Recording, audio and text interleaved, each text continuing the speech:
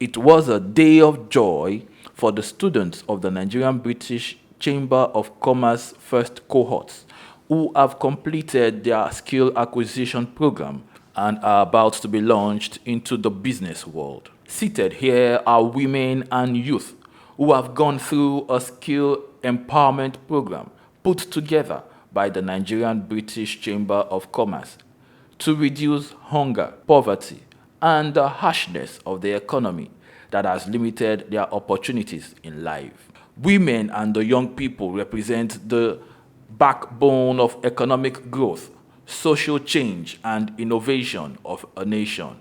However, systemic barriers have made it difficult for them to develop to the fullest of their potential while also being self-reliant economically. So, in a bid to give back to the society and also raise a generation of women and youth that are not dependent on white-collared jobs, the NBCC began a rigorous training process to train women and youth. Speaking at the graduation ceremony on Tuesday, 10th September 2024, the president of the NBCC, Ray Ateli, had this to say.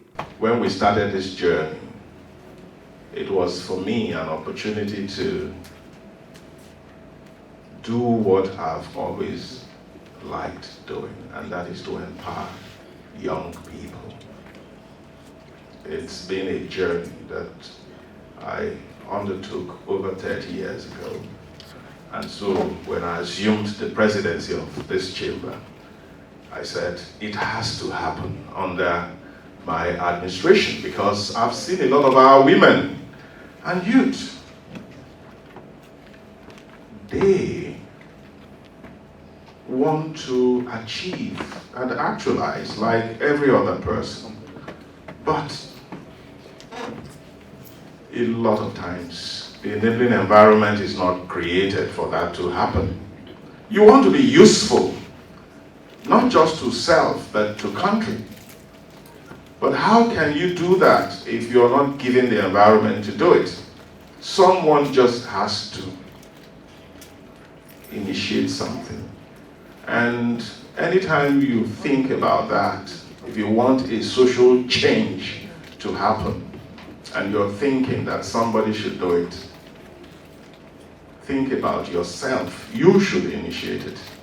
Giving the keynote address was the CEO of Wakanao, Adenike Macaulay, who spoke with so much passion to the graduate on success tips needed to kickstart a business. I think that the summary of what I shared with the graduates today was they've acquired new skills. They have to be intentional as to what they want to build from those new skills that they've acquired. And I shared, I think, a certain process, starting with defining your goals, ensuring your goals are smart, that's specific, measurable, achievable, realistic, and time-bound. I want to do this, but I want to do this by this time, and this is how I'm going to measure it. The second is acting, right? A goal will always remain a dream if you do not take action on it, right? But to take action, you have to believe that you can actually even achieve what it is that you've penned down. So there's a space for passion, there's a space for belief, there's a place for leveraging your network, the network that you've built. There's a space for communicating your value as well, both externally and internally. And then after acting, you have to measure. What you don't measure, you cannot improve. Right? If you do not know if the actions that you're taking are taking you closer or farther away from your goal, there's no way you're going to achieve that target. So define your goals, act, measure, and then the last is optimize. After you measure, right, you know whether you're getting closer or farther from your goal. So you know whether you continue doing what you're doing or you course correct. She charged the government to partner with the private sector to build the women and youth in the society. So I would say to government, what we're witnessing today is a strictly private sector-led initiative. And then if you look at most of the private sector, at least most of the forward and upward thinking companies in the private sector, they have a CSR initiative. And we know, linked to the SDG goals, women and youth, when it comes to empowerment, are usually a major target. Now, we understand that there might be limitations for budget and all of that on the government side. That's where public-private partnership comes into play. So government plugging into this sort of initiatives that I know are many. They are not few. There are many done independently by different private sector companies. I would say private-public partnership is how governments can then leverage the resources that we have in the private sector to build that capacity that we need in the youth and the women and the vulnerable of the society. The graduates were also encouraged to be intentional in whatever businesses they will be going into after this training. Be intentional. Absolutely be intentional in everything that you do. Understand the intent behind what you wish to do and the intent and the impact it's going to have on society as well as yourself and your immediate community. And most importantly, as I say always, there are no refunds in life. So live with purpose, intention, and you will be fulfilled.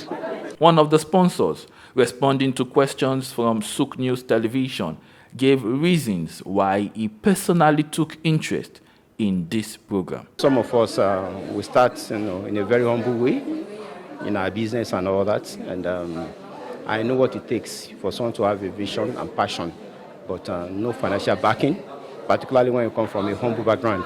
So it's a whole lot of frustration and all that. So when the idea was conceived by the president of NBCC, I came to it so that I can give back to the society, I can give back to the youth. The program ended with graduates receiving certificates and thanking the organizers of the training. I didn't learn how to sew yet, but I will. So I just want to say thank you to all our facilitators. Thank you, Madam Modupe. And my passion is actually to be a social entrepreneur, whereby I can also impact fellow youth in Nigeria and also sell this skill globally. Thank you so much, NBCC, for this opportunity. And trust me, I am so proud of myself. I came here, I learned a lot. I can read, I can read. Imagine my neighbor knocking at my door asking me, please, I want you to fix my hair. What I thought I could never do in my entire life. Kayode Shopeko, reporting for Souq News Television.